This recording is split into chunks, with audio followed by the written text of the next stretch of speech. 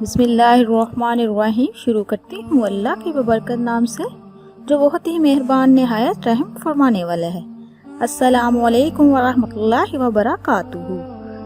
آج کی اس ویڈیو میں آپ کو بتانے جا رہی ہوں کہ وہ کون سی 4 کام ہیں جو اللہ کے نبی حضرت محمد صلی اللہ علیہ وآلہ وسلم کو سخت ناگوار اور آپ صلی اللہ علیہ وآلہ وسلم ان کاموں کے کرنے والے کو بھی سخت ناپسندیدہ کی نگاہ سے دیکھتے ہیں۔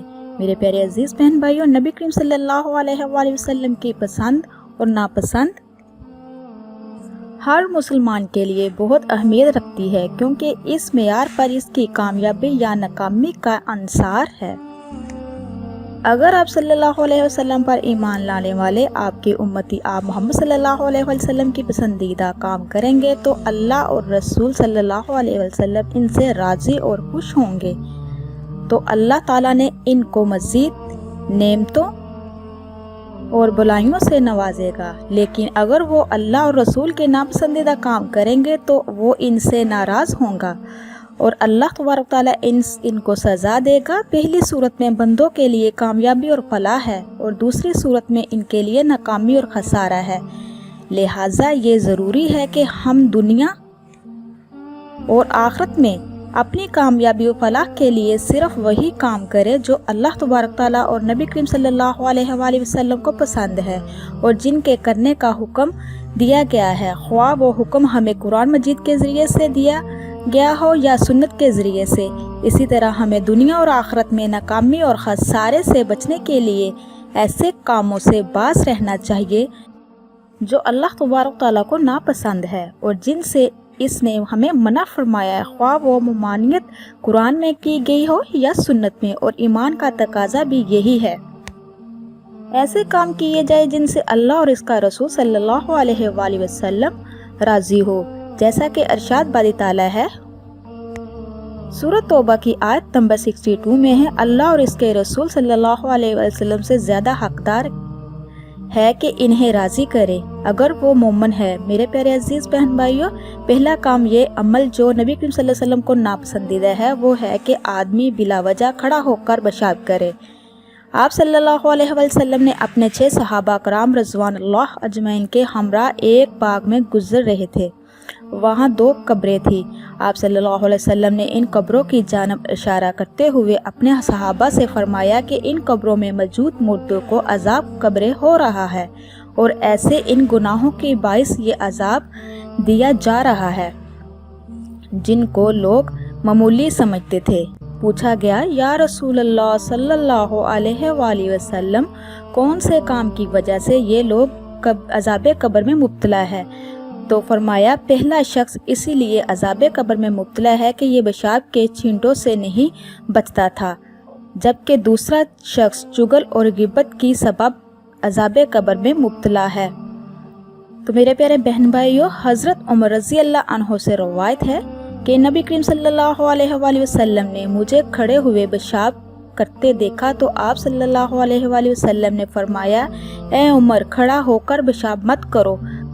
حضرت عمر رضی اللہ عنہ فرماتے ہیں، پھر میں نے کبھی کھڑے ہو کر پیشاب نہیں کیا۔ بلا عذر کھڑے ہو کر پیشاب کرنا مکروہ ناپسندیدہ ہے، اسلامی تہذیب کے خلاف ہے، نیز اس میں کشف عورت ستر اور بدن اور کپڑوں کے پیشاب میں ملوث ہونے کا زیادہ احتمال ہے اور پیشاب کی چھینٹوں سے بچنے کے اہتمام کی تاکید حدیث مبارکہ میں آتی ہے۔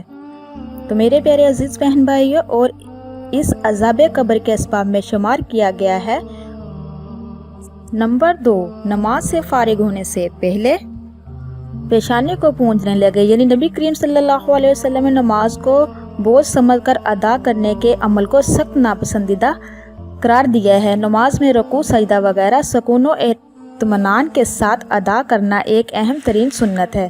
اگر نماز میں رکوع، سجدہ وغیرہ اطمینان کے ساتھ نہ ادا کی جائے بلکہ کوے کی چونچ مارنے کی طرح جلدی جلدی ادا کی جائے تو نماز ناقص اور مکروہ ہوتی ہے اور نماز کا ثواب بھی گھٹ جاتا ہے۔ آدمی جب باقاعدہ وقت نکال کر نماز کے لیے مسجد آتا ہے تو اسے اچھی سے اچھی نماز پڑھنی چاہیے تاکہ نماز کا پورا ثواب ملے۔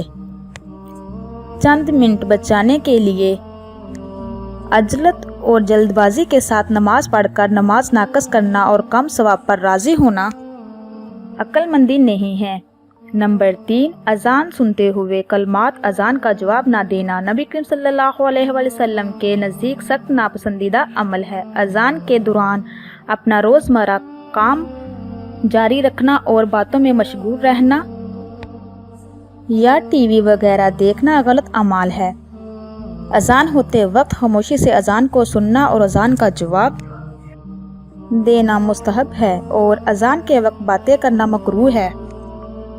मर्द हो या औरत, जो कोई भी अजान सुने तो इसे अजान का जवाब देने का हुक्म है। सुनने वाले को भी वही अल्फाज कहें जो मुअज्जिन कहता है। हज़रत अबू सईद रज़ियल्लाहु अन्हु से रवायत है कि रसूल अकरम सल्लल्लाहु अलैहि वसल्लम ने फरमाया, जब तुम अजान सुनो तो इसी तरह कहो जिस तरह मुअज्जिन कह रहा है, लेकिन जब मुअज्जिन हय्या अलस्सलाह हय्या अलल फलाह कहे तो सुनने वाले को यही अल्फाज नहीं बल्कि ला हौला वला कुव्वता इल्ला बिल्लाहिल अज़ीम कहना चाहिए।